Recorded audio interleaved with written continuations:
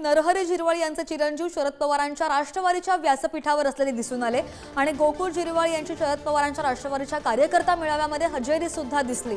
विधानसभा निवडणुकांच्या पार्श्वभूमीवर दिंडोरीमधून उमेदवारीसाठी ते इच्छुक आहेत आणि मी शरद पवारांसोबत आहे असंही गोकुळ झिरवाळ यांनी म्हटलंय। नरहरी झिरवाळ जे गोकुळ झिरवाळ यांचे वडील आहेत त्यांनी सुद्धा शरद पवारांकडे यावं असं सुद्धा गोकुळ झिरवाळ यांनी म्हटलंय। तर गोकुळ झिरवाळ यांनी प्रदेशाध्यक्ष जयंत पाटील यांची भेट सुद्धा घेतल्याची माहिती समोर येते। नरहरी झिरवाळ सध्या अजित पवार यांच्यासोबत आहेत आणि त्यामुळे एकेकाळचे विश्वासू सहकारी नरहरी झिरवाळ सुद्धा शरद पवार गटाकडे जाणार असल्याच्या चर्चांना आता उधाण आलंय। मोठी बातमी। जयंत पाटील साहेबांची भेट घ्यायची आहे, थोडंसं बोलणं झालं, त्यांचं म्हणणं आपण बोलू।